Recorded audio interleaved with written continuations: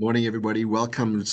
We have a very interesting case which came up late last year, and it was on the City of Cape Town using the risk of reputational damage as a disqualification criteria.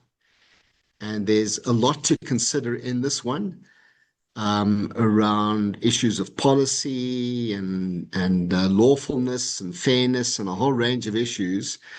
And very pleased that Chris Wilcock has said that he would help unpack this for us. And so Chris is a very well educated individual. The only criticism I have is that most of that has been in Stellenbosch. Um, but he's based up in Gauteng. He has provided previously some input on webinars like this. He is a regular contributor. And what is quite unique about Chris on this particular platform is he actually works for a supplier very closely with the supplier and, of course, many of their um, public sector customers, if you like. And so thank you very much, Chris. Thanks for agreeing to do this one. I'm looking forward to it. Thank you, Sean. Shall I kick off? This is a case, as you said, late last year. It was heard by a full bench of the Western Cape High Court, and the decision was a unanimous one of the three judges that were sitting on the bench. It was heard on 12 and 13 November, so you can see it went over 2 days, so it's quite complex. There was quite a lot of papers and argument. And judgment was handed down literally 2 weeks later on the 26th of November. So it was quite a quick judgment and, refreshing change from sometimes where it takes months and months to get the judgment. Now, I must apologize. I've broken all the PowerPoint rules. So there are more points per slide than there should be. I think the maximum recommended is something like 5. And there's a This lot is of not a work. problem.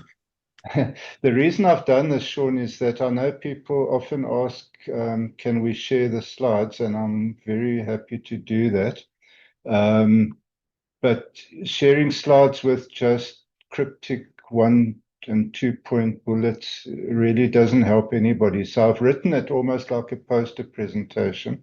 But don't fear, I won't subject you to death by PowerPoint. I'm not going to read each and every word on the slides. I've put the information there and then I'll talk around it. So one of the reasons why this case caught my attention is, there've been a lot of cases about people being, disqualified from bids because of their own track record or poor reputation. And it's generally to do with delivery, failures on previous projects. And this one is a bit different. This one is about the risk to the city itself rather than to the project, as it were, of non-delivery.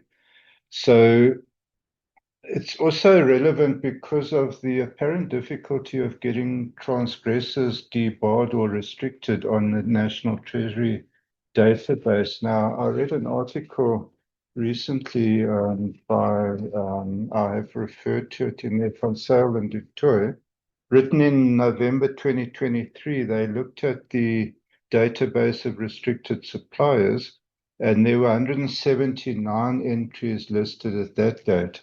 I again looked at this a bit more recently, and there's now 288. But what makes that more interesting is that there's very few entities who actually blacklist companies or individuals. At the time of writing this article, as I say, November 2023, there were only 54,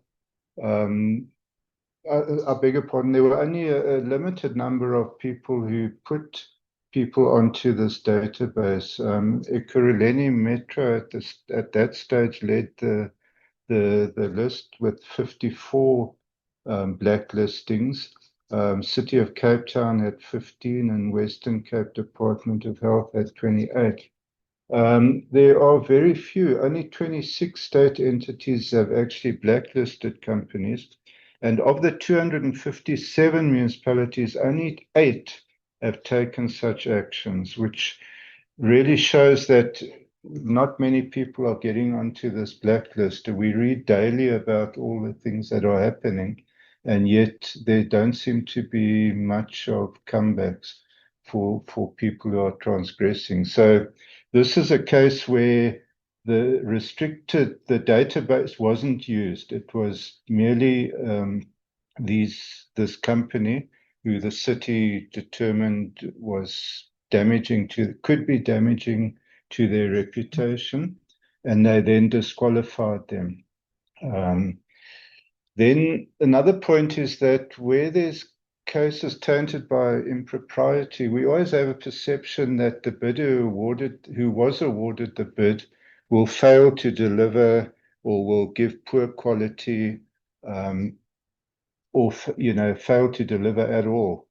And there'll be money paid out and nothing received in return. And these are public funds, so it's a very sensitive thing. That's not always the case. Sometimes there's impropriety, but there is still like excellent quality delivered. And I only have to think about those World Cup stadiums, and I've got a picture to show you. So these are world-class stadiums, and they're wonderful stadiums, but there was, as we know, collusion involved, and the state's estimated to have paid between 10 and 30% more. They have managed to claw some of that back in settlements made with the offending companies. Then I'll show you now what I mean, for a lighter note. And then on this one, nothing turned on submission or non-submission of documents, nor any other impropriety. There was no evidence that bribes were offered or anything like that. It was merely the company itself that the city felt they didn't want to do business with, and we'll get to that. So yeah, the crisp issue that the court had to decide here was simply the potential of reputational harm to the city itself. And this is important, as was, described in detail in the actual judgment. The city relies on funding, from the private sector, lending and things like this, and they can't afford to have a bad reputation. So yeah, the stadiums in question, or the one stadium, this is Soccer City in Johannesburg. Absolutely magnificent stadium. You can see this is a photo that I took during a game, this one. Sorry, I've gone too far. So this is the inside of the stadium. This is the outside, probably 5 minutes before load shedding hit in, because you can see there's a lot of lights there. So yeah, you can sometimes have collusion and impropriety, but still get a excellent. But be that as it may, it doesn't excuse what took place, and it's not right. So there's very little case law on the use of value or previous performance or reputation. The only two that sort of I'm talking about today, well, I won't really talk about them, was Renaissance Security and Cleaning versus Rustenburg Local Municipality. In this case, the municipality disqualified a bidder because of previous poor performance, but they slipped up because they didn't have their paperwork in place, and their own policy stated that a bidder could only be disqualified for previous poor performance if this was recorded in writing. In this case, everyone agreed that they had performed poorly. In fact, the guard that was allocated to the mayor's house was caught sleeping, which is never a good thing. And but the court held that the disqualification was not valid because there was nothing in writing. Then the second one was a more recent case, Aventino Eco Troopers. The disqualification of the bidder was because of previous misrepresentations. In this case, the Supreme Court of Appeal upheld the disqualification. So the defense that Aventino Eco Troopers put forward was that they weren't listed on the database of restricted supply of bidders. But this was actually due to a settlement reached. They reached a settlement whereby they admitted guilt or did something, I'm not sure. And then they weren't blacklisted. But for that settlement, they would have actually been blacklisted. So the court upheld that disqualification. And as we'll see now on the TCC case, this company is not blacklisted, but the city was still able to disqualify them. Right, just very briefly, the facts. These two tenders, I've called them for simplicity, 310Q and 27Q. They are actually referred to like that in the judgment itself, just for simplicity because they had long names and numbers. It was for various building works. Again, I stress there was no question that TCC couldn't do the work or wouldn't do the work or would do poor work. This was purely, it had nothing to do with their previous track record. It was purely about the reputational risk. And initially, in fact, the bid evaluation committees for each of the tenders independently recommended that TCC actually be awarded the contracts. But then between the BEC report recommendation and the actual award, some things happened, which resulted in the BACs taking two decisions, one for tender 310Q. They decided to cancel that one because TCC had in fact been the only responsive tenderer, and they didn't want to award it to them, so they merely cancelled the tender because there were nobody to award it to. We're not going to talk much about that one because the court dismissed the application on 310 on the grounds of mootness, and it's not relevant to our further discussion.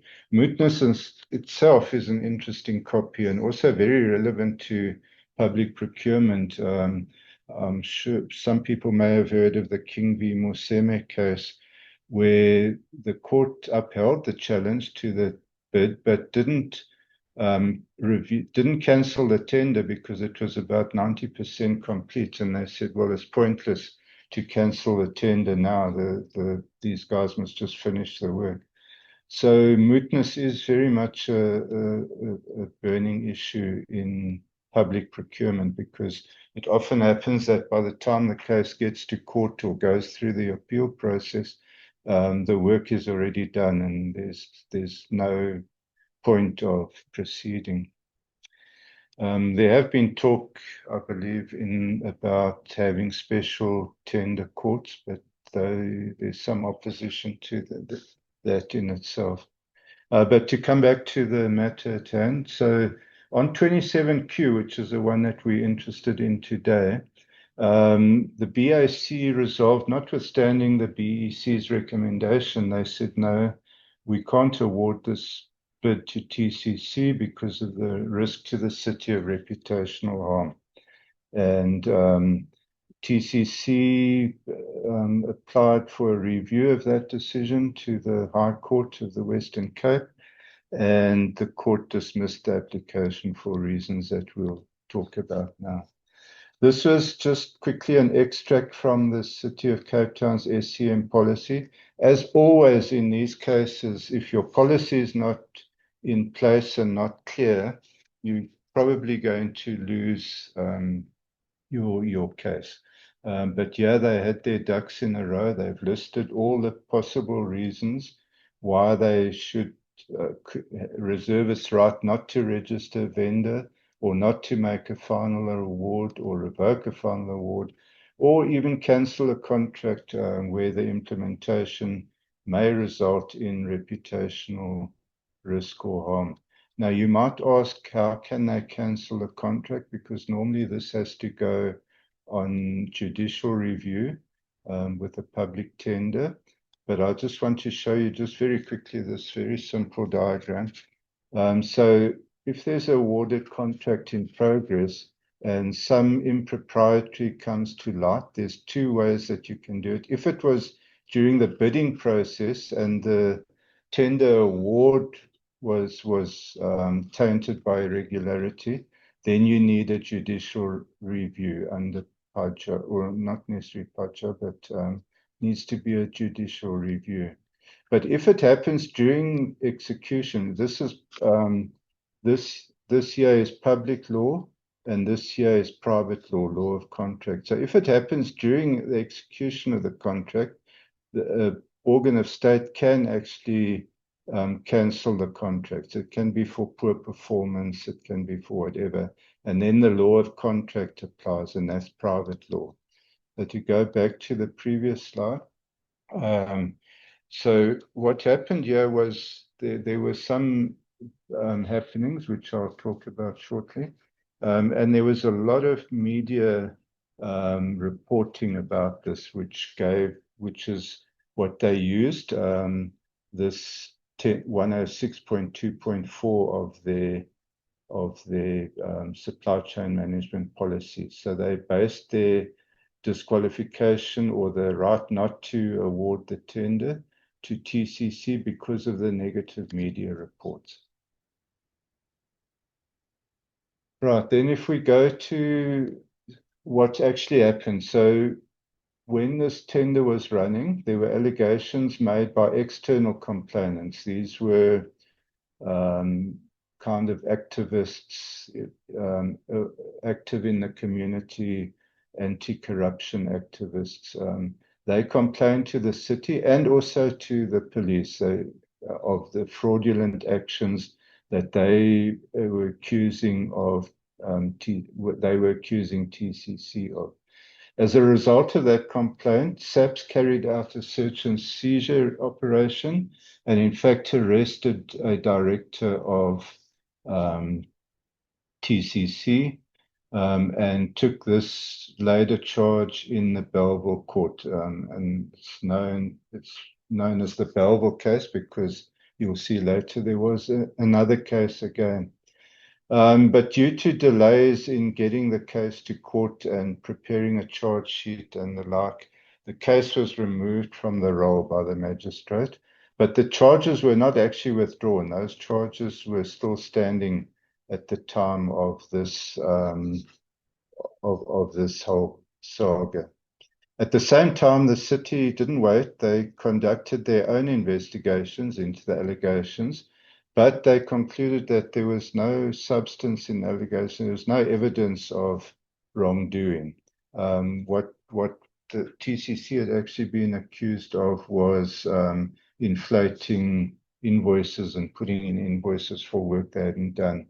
But the city couldn't find evidence, hard evidence of that. They furthermore did consider whether they should blacklist TCC for abuse of the SCM policy, but the municipal manager just found that there was again not evidence to blacklist. Furthermore, it's standard practice in the City of Cape Town. I'm not sure if there are any City of Cape Town people here today, but they do a due diligence audit. I know this because we've been audited a couple of times when we were identified as the preferred bidder. So whenever someone's identified as a preferred bidder, it's standard practice to do a due diligence audit. I would imagine it's only for bigger bids and not for just smaller ones. But anyway, this was done in this case, and the due diligence audit highlighted also risks. And however, the determined that the allegation not been proven and they weren't blacklisted. They were also afforded the opportunity, which is proper and correct, to respond to the various allegations. They had denied these allegations. Then the saga took a turn for the worst from TCC's point of view anyway. Two of their directors were arrested and criminally charged in this was the Cape Town Magistrates Court, and that's why it's called the Cape Town case. The previous arrest did attract some media attention, but these arrests were very widely reported in the local media. And I can only imagine the city thought that what's going to happen if while all this media coverage is going on, they also read that we've appointed these guys to 2 tenders. So that certainly played a big role in their decision. So TCC were again offered the opportunity to respond to the allegations. They responded, again denying allegations, and they disputed the application of the reputational risk clause. City's legal advisor provided an opinion to the BEC where he said that this would be a risk, and the BAC then decided to not award the tender to TCC. TCC followed the internal processes. They appealed to the municipal manager, who dismissed the appeal. And that would have been a Section 62 appeal rather than the MFMA appeal. TCC then applied for a judicial review of the 27Q decision, which brings us to today's discussion. So just to look at the judge, I think I've gone too far, yeah? Yeah. So just to summarize quickly the allegations, there were allegations made, yeah, I've done this one. Then the arrests, as I said, were widely reported. And TCC went through all this thing where they were awarded. Then they took it to court, and this is where we stand now. TCC raised no less than 9 grounds in their review application. These were wide-ranging, from unlawfulness of the reputational risk clause. They complained about procedural unfairness. They spoke about arbitrary, capricious decisions. They said the municipal manager was functus officio. They accused the city of manufacturing ex post facto, after the fact reasons, and all of these things. Remember, for administrative action to be valid, there must be reasons made for the decision, but you can't dream up the decision, the reasons after the decision was made. And too often we see public entities landing themselves in hot water because they make a decision and then later on scramble around looking for the reasons only after the decision is challenged. Anyway, bottom line, the court dismissed each and every challenge by TCC. The judgment runs into something like 46 pages, and I don't think we need to go into all of that. But in short, the court held that the city was entitled to disqualify TCC. Despite it having considered, and this was one of the arguments of TCC, they said, yeah, you're disqualifying us, but you allowing bids from other companies which have in the past been associated with unsavory practices. They mentioned Warren Inglis, H&I Construction, and Sakikaya Suppliers. But the court dismissed that because they said those were past, and these type of cases are considered on a time and fact manner. So it depends on what's happening now and what the facts are. They said the H&I and Sakikaya was in the past. Those were done and dusted. There was no further risk to the city of reputational risk. So that's the judgment in short, but it's quite an interesting case reading the whole case. There's a few myths that were busted and some little takeaways that we can look at. And it's the first time that I'm aware that a procuring entity has used reputational risk to disqualify a bid and it to be upheld in court. So what we see here one of the things that TCC argued, they said, yeah, these cases are still ongoing in the magistrates court, but you've presumed us guilty, whereas you're supposed to presume us innocent until we're proven guilty. The judge pointed out something very interesting, and he said there's no merit in TCC's complaint because the presumption of innocence is only on criminal proceedings. It doesn't apply to a civil case like this one. So it's not a basis for claiming an entitlement to be awarded a tender just because you haven't yet been proven guilty. And this is very important because we all know how long cases can drag through the courts, especially if they get appealed. So the city couldn't wait for 5 years to hear if they were going to be found guilty or not. So they acted, which is proper and correct. And another myth is that perception should not be relevant in administrative acts, only facts or actual factual things. But perceptions are important. At 45 in the judgment, Davies AJ said, perceptions matter. The public is entitled to expect the city to be above reproach in its dealings and to refrain from association with those who stand accused. You'll note he didn't say, this underlining is my emphasis. He didn't say found guilty of or convicted of. He said who stand accused of criminal charges. Then another thing, people often think, well, if we're not sure about something or something could happen in the future, let's get a court judgment on that. But the courts don't entertain that. So courts can't be, the truth is they can't be approached to prevent a future mischief. Davies AJ had quite a lot to say about this, which we needn't go into detail now, but he quoted with approval a previous case. Says courts should not decide matters which are abstract or academic. And he said a matter is not justiciable if it no longer presents an existing or live controversy. And courts do not have jurisdiction to hear a matter which may affect a hypothetical future case. Those are his quote marks. Just as an aside for the legal people will know this, an appellate court does have discretion to hear a moot case if it believes that there are issues of public importance. But this was a court of first instance.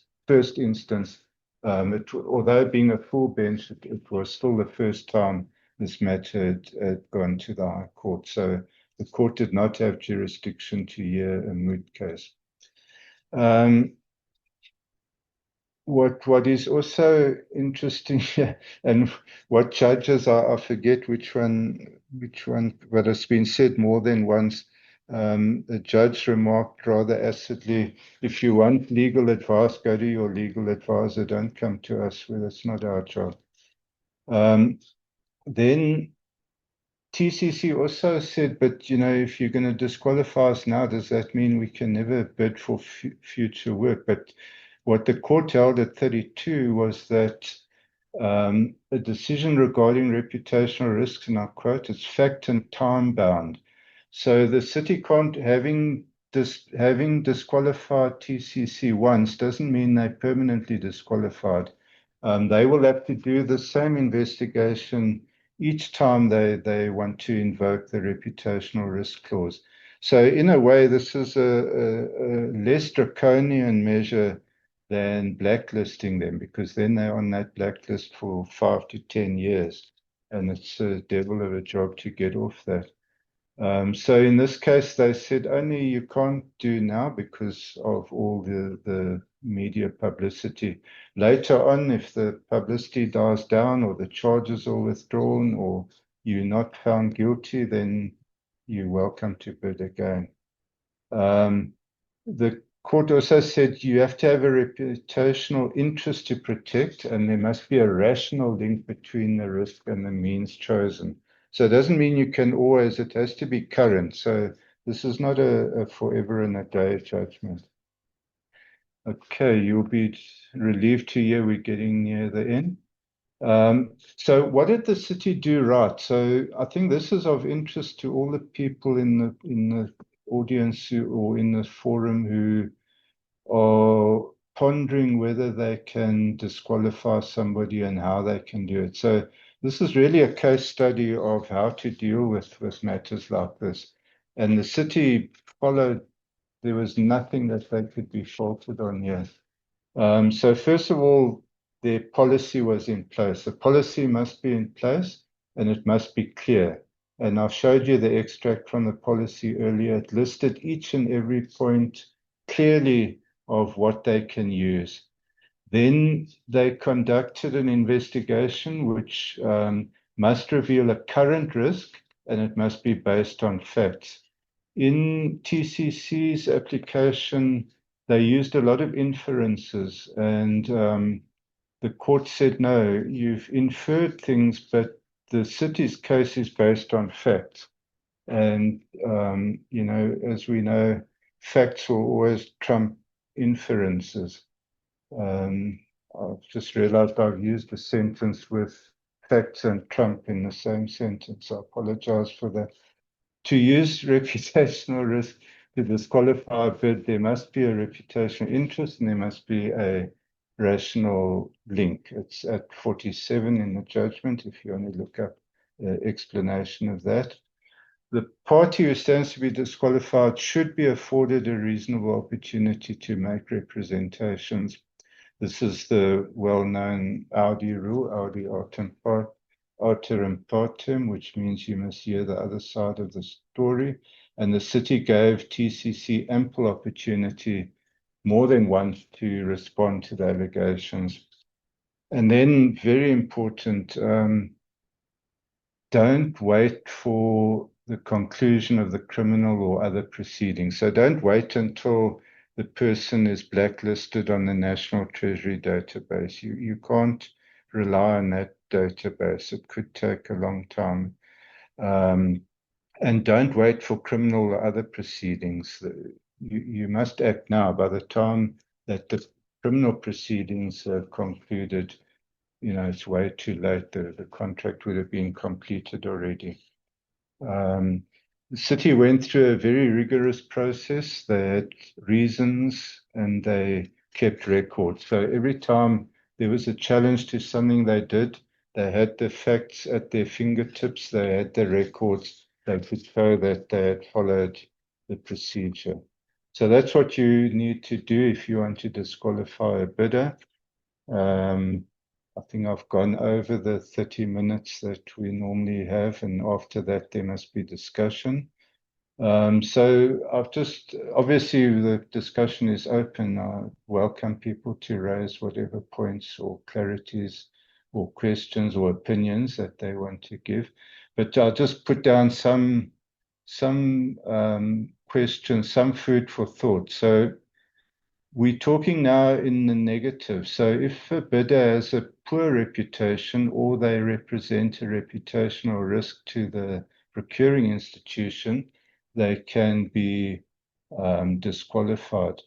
But could this be extended? Could this logic and reasoning be extended to favor bidders with excellent reputation? So if you've got a bidder that you know is going to give you the absolute best stadium in the world, and there's another bidder who will give you an okay stadium, and the prices are much the same. There is here and there bits and pieces of case law, but it's mostly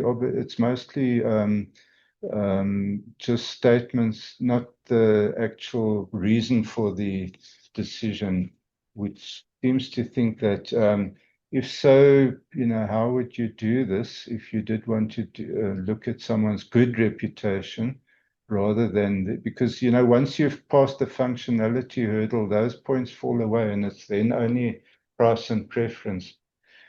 Could the new regulations reintroduce the system used before Sizabonke Civils, which is what disqualified that system? Those who were involved in the sector before 2010 will remember that often the points for price could be split. So you could give 60, if in the 80-20 system, you could give 50 points for price and 30 points for functionality.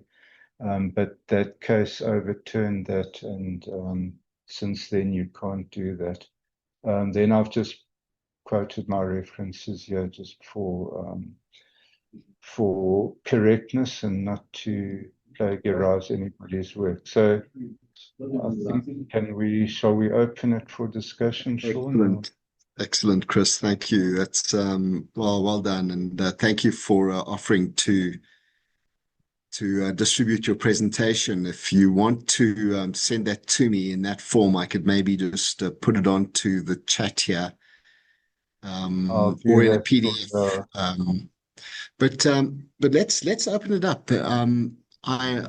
My internet was dropping here regularly, so I may not stay on all the time. But let's ask Komoto to join us, and let's hear from him. Welcome, Komoto. You can unmute.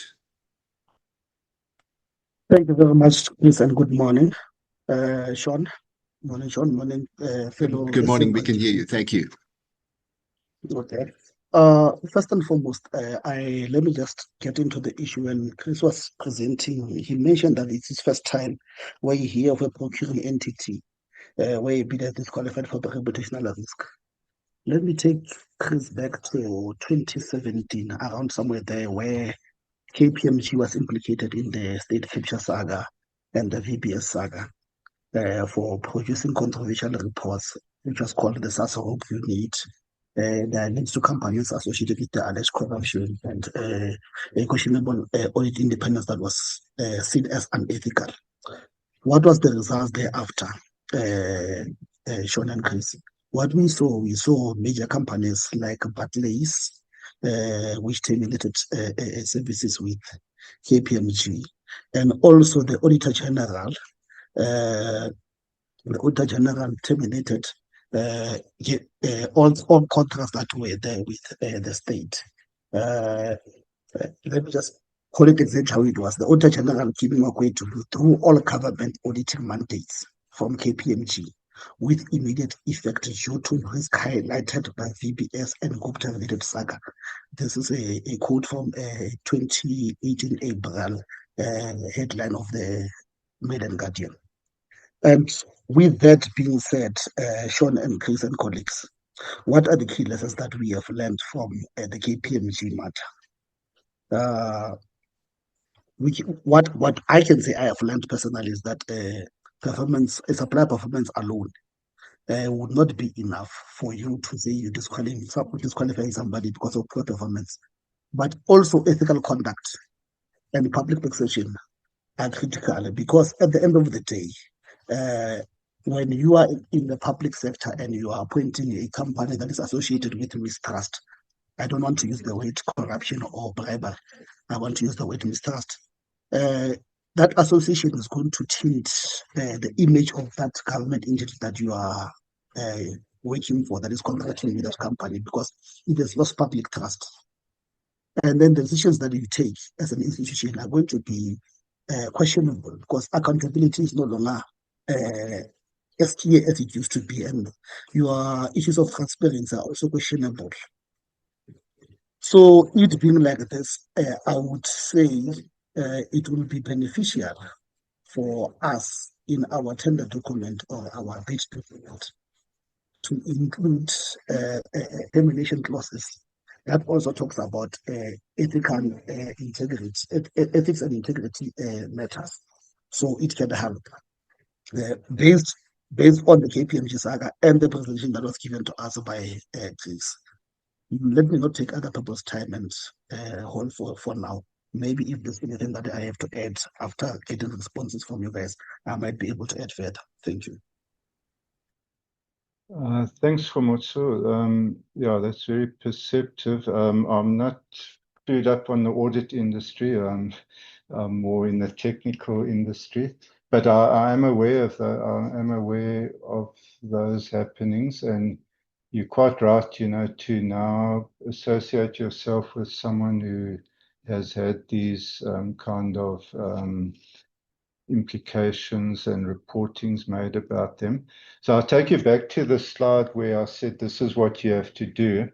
So first of all, yeah, your point of putting something in the tender document would be a good start as well, so that people know that if they're going to be implicated in things like this, they could be disqualified or the contract could be terminated.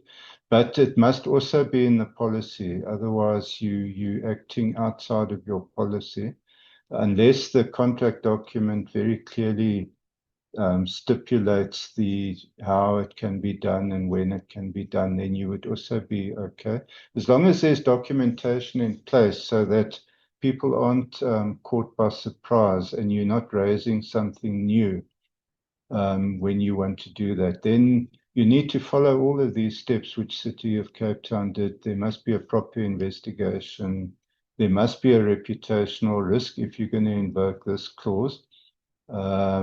Remember, this is the risk to as you point out, to the procuring entity, not the reputation of the bidding entity. So there was at that time a lot of publicity. Since at the moment you'd have a difficulty now because there's nothing in the news, there's nothing in the media. These companies have, I believe, cleaned up their houses or put measures in place. So it would be difficult to say now that because this happened in 2017, it's still relevant. Unless you can show that it is still relevant, then you would be on firm grounds. And then, the normal thing, you must give them opportunity to make representations before you take that kind of decision. I'm not sure if I've answered your question. I think you were really adding to the discussion rather than questioning something, but thanks for that. It's another interesting example of this kind of thing. Yeah, just a minor addition, please. KPMG is still under investigation by the independent regulated body of auditors. So I have not heard of any outcome up to so far. But what I know, it was still under investigation. Okay. Yeah. Thank you. Like I say, you don't have to wait for that investigation to be concluded because it can take years. You mentioned 2017, and we're now in 9 years down the line, and they're still busy with it. So that illustrates again. Don't wait for those proceedings to be concluded. If you've got reason to do it now, you do it now.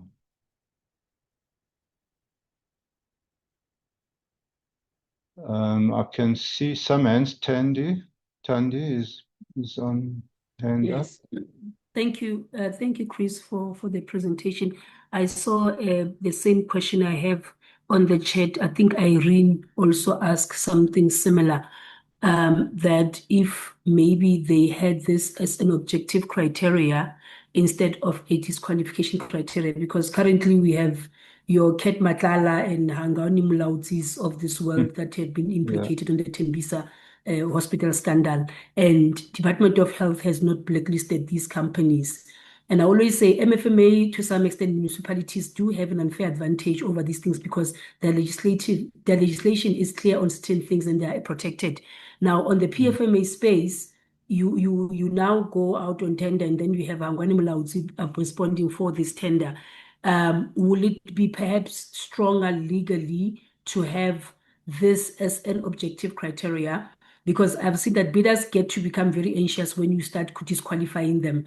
Disqualification word is a trigger. So you allow them to go through the entire process, and then towards the end of the process, then you use that as an objective criteria, because I've also seen that your national key points use what is the security clearance as an objective criteria also, whereby after they've recommended you have to go to security clearance. If you're not cleared, then they're going to go to the next highest point scorer. So I just wanted to check, will that be also feasible? Irene, I know that there's Irene on the chat who also asked the same question. Thank you. Yes, thanks, Tony. Unfortunately, the way I've set my screens up now, I can't actually see the chat. So I'll welcome if somebody tells me about a question in the chat. That's a very interesting point. So First of all, you mentioned the MFMA entities have an advantage. And it's interesting because I mentioned earlier on there were 179 entities blacklisted at the time of this report that I read.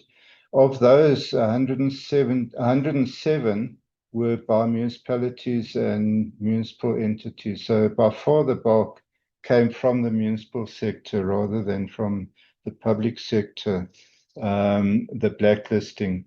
Then with the objective criteria, that's an interesting point. I probably need to think about it a bit more, but I don't see that you could be faulted for doing that.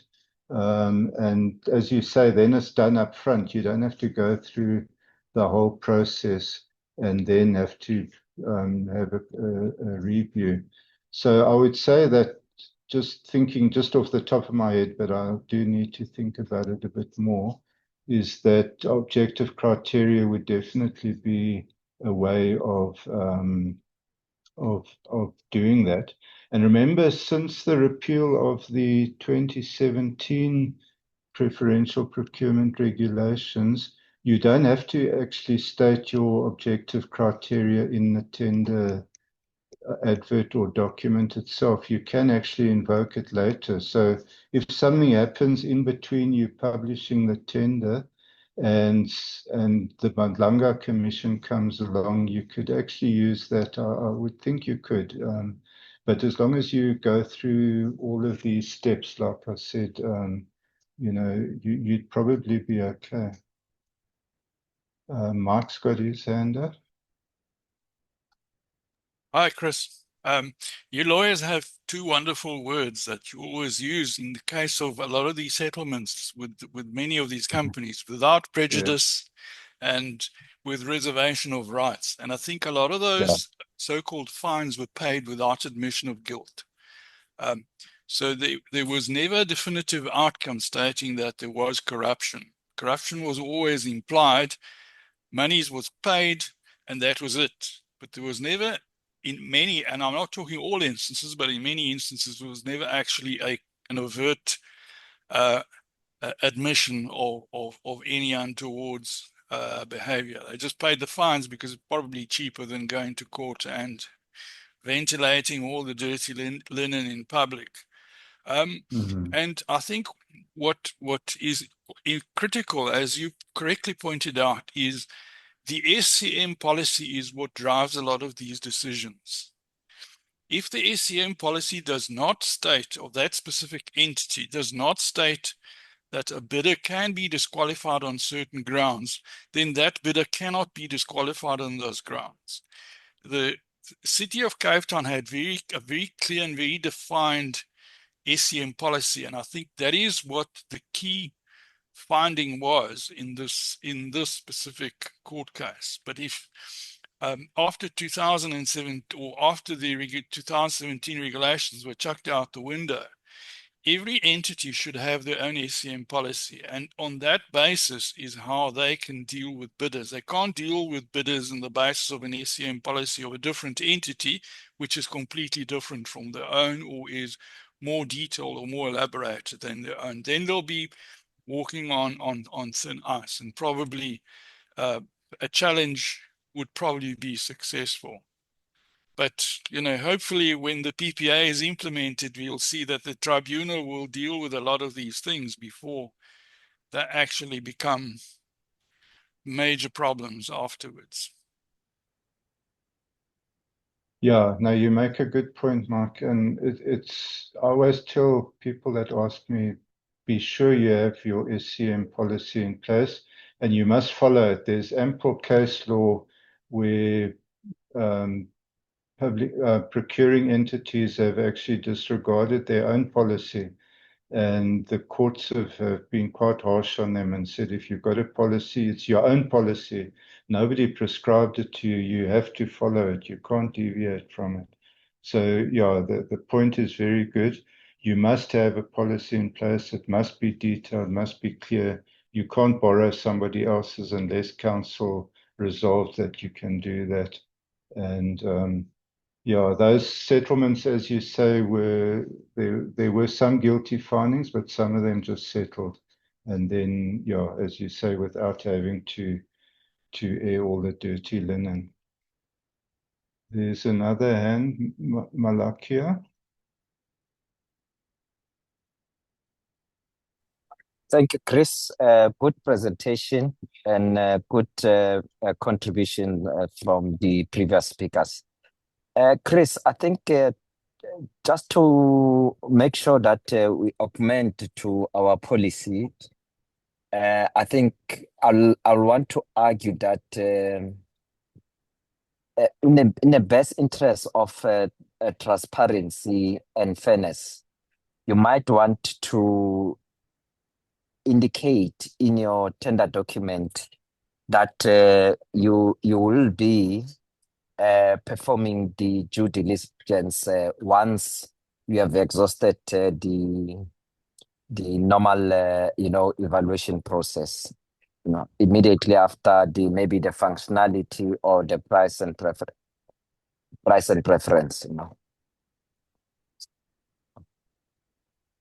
Yeah, Malakia, you make a good point. Obviously, the more information you can give your bidders, the better, because then there's clarity. Many of these court cases have gone about vagueness of tender documents. And a particular judge, I forget exactly which case it was, but said that, in fact, it was the Allpay case. The judge said that the contract shouldn't go to the person clever enough to decipher or to unravel vague things. So the more clear you can make your document, the better, and it will certainly lead to less challenges. But at the same time, we can't always predict everything. And so if your policy is there, it does help you. And if something happens that you didn't foresee, which does happen, there was an Eskom case where they did a risk assessment on the bidder, and the bidder complained about that, and the court held that Eskom was entitled to carry out a risk assessment, even though neither the document nor their policy specifically spoke about risk assessments. The court held that they are entitled to assess the risk of appointing somebody. So, but as you say, it's always better to put these things up front. But if something happens that was unforeseen or unexpected, it doesn't mean the end of the story. You still have some thing. Mike, the other word that lawyers love using is it depends. And it will always depend on the facts of the case. You can never really give a definitive answer to anything. Yeah, thanks. That's a good point. Mark's hand's up again. Sorry, this is more of a tongue-in-cheek observation. If you read chapter 6, I think it's of the PPA, they refer to the tribunal that will adjudicate disputes arising from unhappy bidders who've been disqualified. And then the tribunal decision will be enforced. However, if the unhappy party is still unhappy, they may refer the matter to court. Or litigation or legal proceedings. The question is, will this be deemed to be a civil matter? Because if it's in Gauteng, civil matters now go through mediation first. So you have you're going to have a hell of a long, drawn-out process. It's a long, drawn-out. My fear about the tribunal, and I've raised it in this forum and in other forums, is that it's not going to actually shorten the process. It's merely another link in the chain that litigants with deep pockets can use. And as you say, if it goes to Gauteng High Court, it's first got to go to compulsory mediation. So yeah, it could turn out to be I know you say it tongue-in-cheek, but I'm actually very concerned about this tribunal being just another link in the chain. Yeah, the good thing is that the tribunal will unlock the contract. In other words, once the tribunal's made the decision, the state entity and the bidder will be able to enter into a contract. Whereas at the moment, if there are challenges to a bid, the entity still enter into a contract, and then halfway through the contract, the court finds that the contract was fraudulently awarded. Then the big issues now, because now taxpayers' money is at risk, and what is public policy? Is the taxpayer more important than principles of honesty and so on and so forth? So from that point of view, it's a good thing, because if the tribunal doesn't find any dishonesty or any untoward practice, then at least work can proceed, and you don't end up with these situations where halfway through a project things are sent back to square one again. Unless the dissatisfied party is very quick and get an interdict, then they can be interdicted from entering into the contract. So I don't think it'll happen though, because it's probably, anybody applying for an interdict will probably be told, look, that's the law. Wait in the queue now.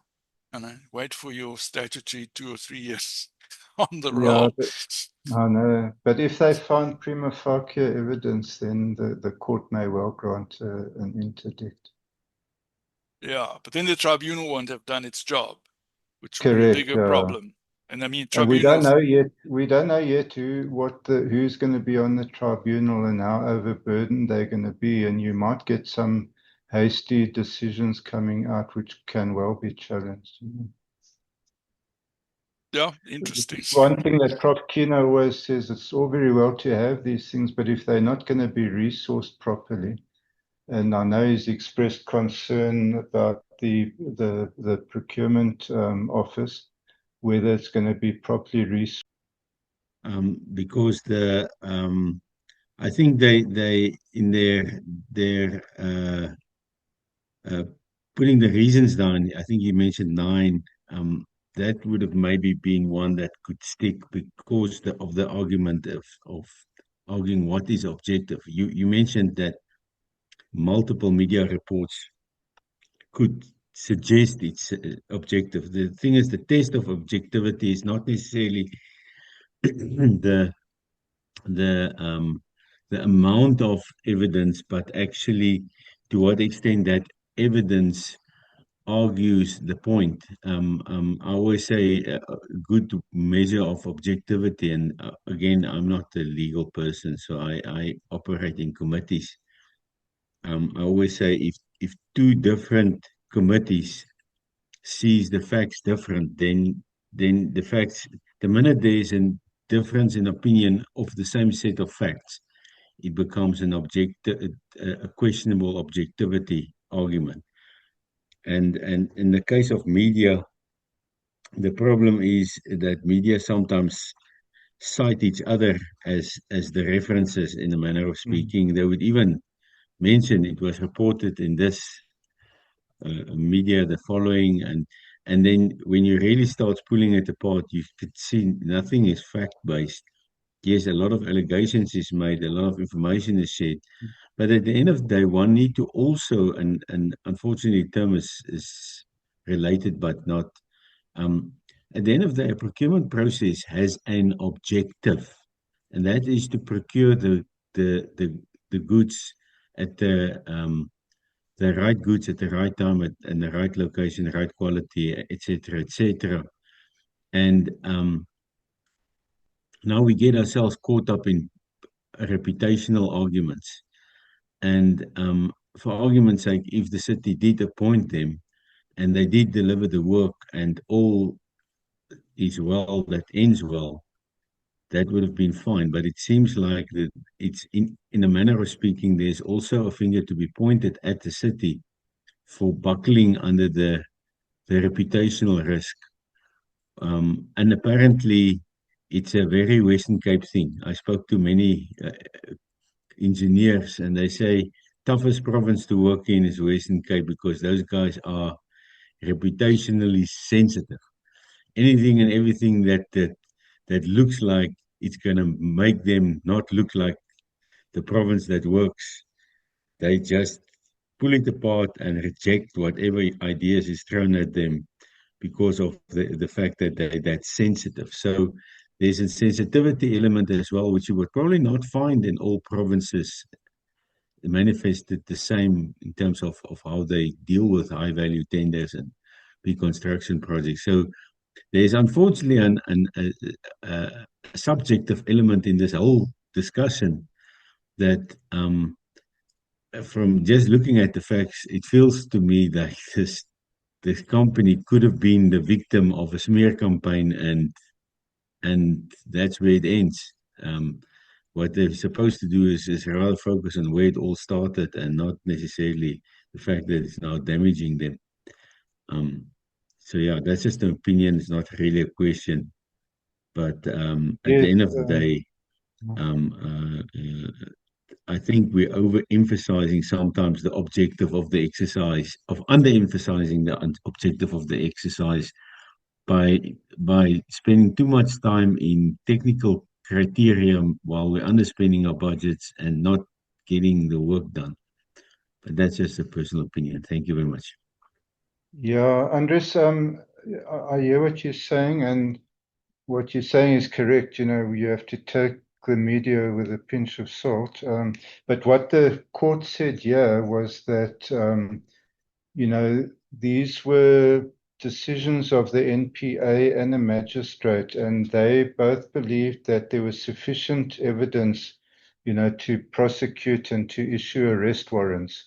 So this was not just some, as you say, smear campaign or the community WhatsApp group saying what's going on here. So the reporting was based on objective facts, as you call them, and you know, the at 89 in the judgment, and I'll read it quickly. The city cannot be expected to second guess decisions of the NPA and a magistrate that sufficient evidence exists to prosecute and to issue arrest warrants. Remember, this wasn't also an isolated incident. The director of TCC was arrested twice. There were two separate cases. So, you know, I think in this case where there's smoke, there was a lot of fire. But you're quite right, and that's why the judge also points out it's a time and fact-based decision that you have to make. And as I say, the lawyer's favorite phrase, it depends. So it will always depend on what, you know, what you find at the time. I see Khomotso's got his hand again.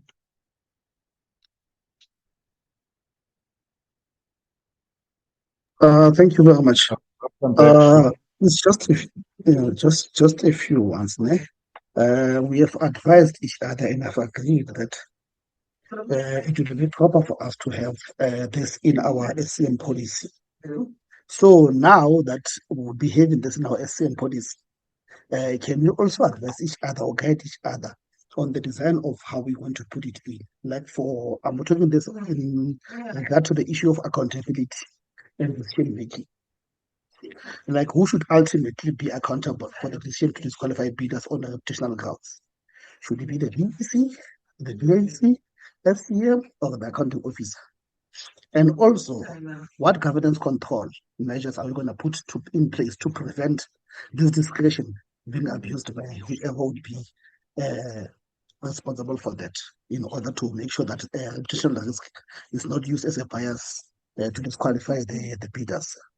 Lastly, on transparency and auditability matters, how are we as institution going to ensure that this reputational assessment are properly documented to withstand the internal audit or the external audit or even the auditor general scrutinies? And then what level of disclosure should be provided to bidders when we disqualify, when they get disqualified on reputational grounds? And then so that we can ensure that we are transparent while we are managing and minimizing the legal risk of this matter. Thank you very much. Yeah, so it all comes down to a properly working system. So, like I said, your policy has to be clear, it has to be complete, and it must be applied consistently. That was one of the objections of TCC. They said, yeah, you're applying this to us, but you didn't apply it to others. And the city was able to show that they did consider it in each and every time. The other thing is your people on your committees need to be well trained and they need to take their job seriously, so that they don't take decisions which can be impugned later. And then there are the checks and balances. So it goes through BEC, it goes to BAC, and BAC must not just be a rubber stamp for the BEC. And the courts have held, they have to apply their minds to the BEC report. They can't just accept it. If they reject it, they also have to have reasons for rejecting it. And then generally, depending on the delegation of authority, if the MM or the accounting officer, or in the case of a public, the PFMA entities, the accounting authority, must also apply his or her mind and not just rubber stamp a BAC recommendation. And then also you asked about giving reasons. You must give that. This is one of the foundations of administrative law, is that you must give, a public authority must give reasons for their decision. And as I said, they must be reasons which led to the decision, not reasons that you think up afterwards. And the courts are, unfortunately, they are inundated with prior applications, because people ask for the reasons and they simply don't get given it, and then they have to approach the court to get those reasons.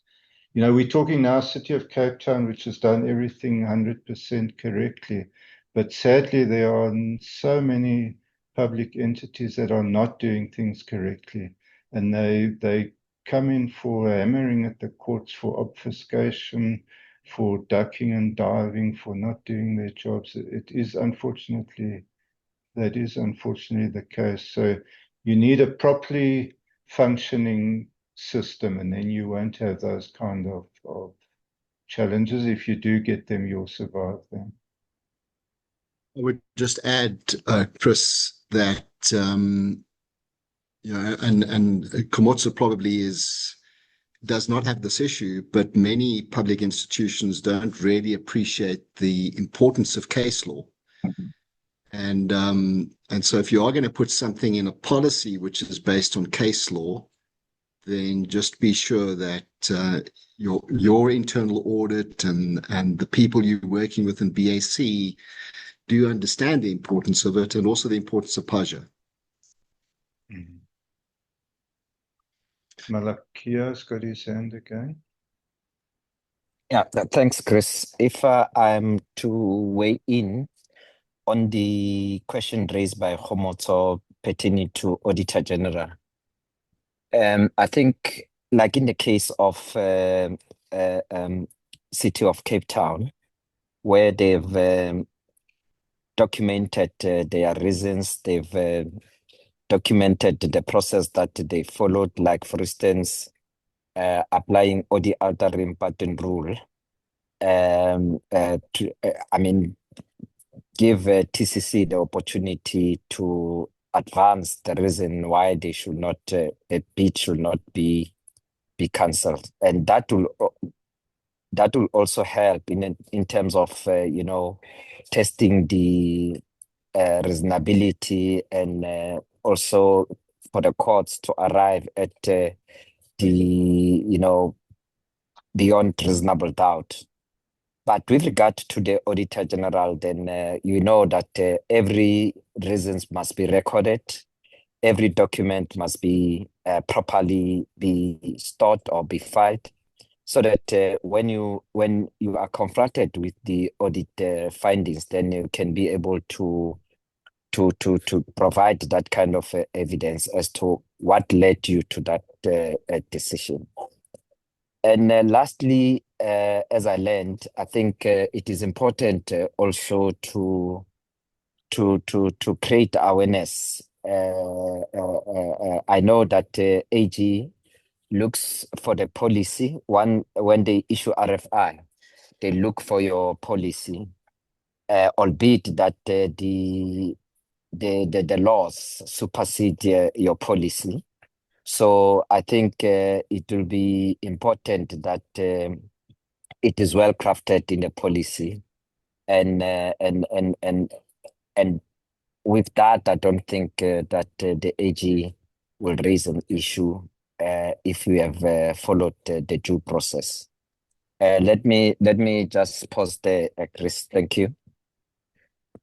Yeah, you hit the nail on the head now, following a fair process, and it needs to be a rigorous process. You must have proper reasons, rational reasons, and you must keep records, like you say, so that and this is what City of Cape Town did here. Whenever there was a challenge, they had the record the fact to defend themselves.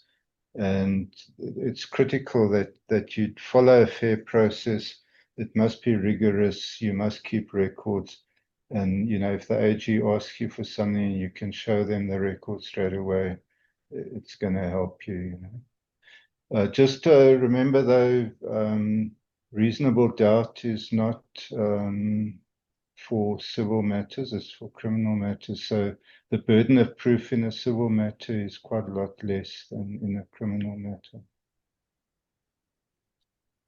I'm not an expert on criminal law, by the way. Well, Chris, thanks very much. Excellent attendance and very good response, I can see. So thank you for that, Chris. And we're going to ask you again to come back.